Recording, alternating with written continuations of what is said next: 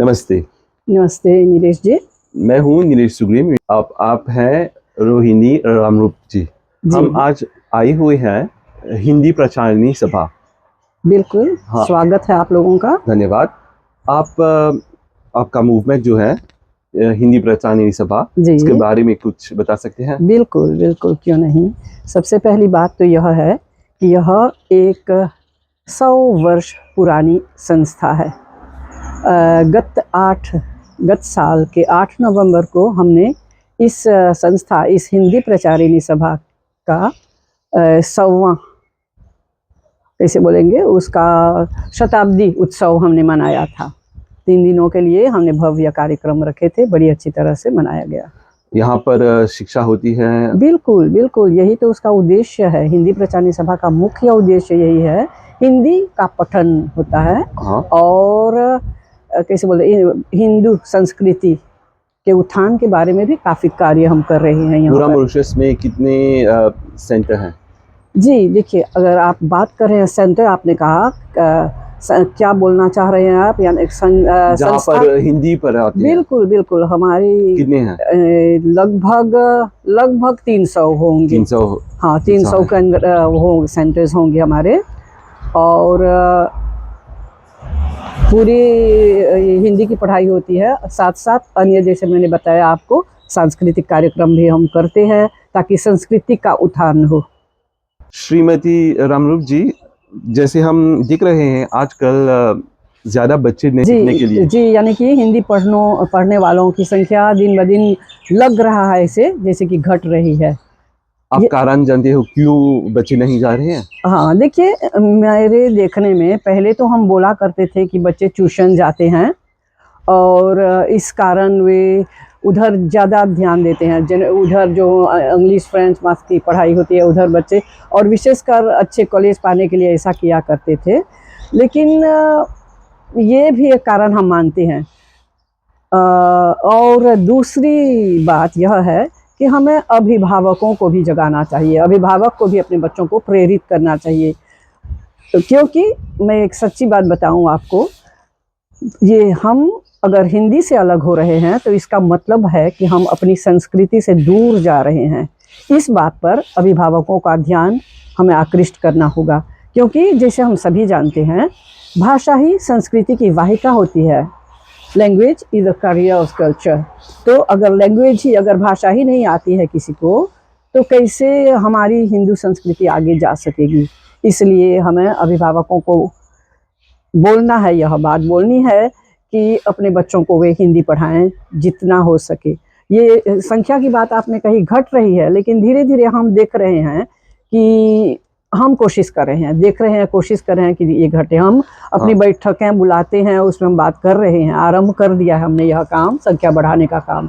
बिल्कुल सही बोले आपने बोला, क्योंकि जब हम बोलते हैं भाषा गई संस्कृति गई। बिल्कुल, यही तो हमारा आदर्श वाक्य है हिंदी प्रचारिणी सभा का। जी, आपने बिल्कुल सही कहा कि आजकल के पेरेंट्स जो हैं वो खुश होते हैं जब वो वीडियो देखते हैं फेसबुक पर, जहाँ पर छोटे छोटे बच्चे संस्कृत बोलते हैं, हिंदी बोलते हैं और भोजपुरी बोलते हैं। तो ये गर्व की बात है कि आजकल की जनरेशन हिंदी क्लासेस को अटेंड कर रहे हैं। और कैसे बोलते हैं, सातन टेम्पल फेडरेशन भी गुरुकुल स्टार्ट किए हुए हैं। जी, कि देख रहे हैं कि ज़्यादा से ज़्यादा जो हमारे मॉरिशियन हिंदू हैं वो खुश हो करके उनके बच्चों को भेज रहे हैं। तो ये गुड स्टार्ट है। Yes, it's a good sign हम बोल सकते हैं इसको। जैसे भी अब हम शुरुआत में हमने बात की, हिंदी पढ़ने वाले छात्रों की संख्या घट रही है। फिर मैंने दोहराया कि वो कुछ, जैसे आपने ही बताया अभी कि मॉरिशस सनातन धर्म टेम्पल्स फेडरेशन ये गुरुकुल खोलकर ये बच्चों को अच्छी शिक्षा दे रही है। ये बहुत बड़ा कार्य है। ये तो हम भी हिंदी प्रचारिणी सभा में हम भी यह काम कर रहे हैं, क्योंकि पहले हम केवल हिंदी पढ़ाते थे और बच्चे आते थे, कम ज़्यादा बच्चे आते थे। लेकिन अब हमने कुछ हम नयापन लाए हैं कुछ, जैसे कि हिंदी की पढ़ाई के साथ साथ शनिवार के दिन हम सांस्कृतिक कार्यक्रम भी चलाते हैं। जैसे अभी आप शायद देखेंगे, समय रहेगा तो हम यहाँ पर रामायण पाठ करवाते हैं, हनुमान चालीसा, गीता ज्ञान भी देते हैं हमारे बच्चों को। तो इससे मुझे लग रहा है कि जिन अभिभावकों को हिंदी नहीं, जिन्होंने नहीं पढ़ी है हिंदी और आती भी नहीं है, तो ये सब देख करके वे लोग अपने बच्चों को भेज रहे हैं। हमारे यहाँ मैं तो बोलूँगी, क्योंकि ये हिंदी प्रचारणी सभा में अभी तिलक विद्यालय के में लगभग 172 छात्र हर शनिवार को पढ़ रहे हैं। यहाँ पर हमारे भवन में उनके लिए काफ़ी जगह नहीं होती है, इसलिए हमारी पढ़ाई वहाँ भी फुगवा सरकारी पाठशाला में यहाँ से 1 किलोमीटर दूरी में होती है। What's the purpose of doing a prayer without knowing the significance and the strength of your prayer? That's true. Now, knowing the verse and each and every verse, what's the meaning of that? To give them the real purpose of being a Sanatani. And I think the which you have just said, the knowing the meaning is the greatest thing.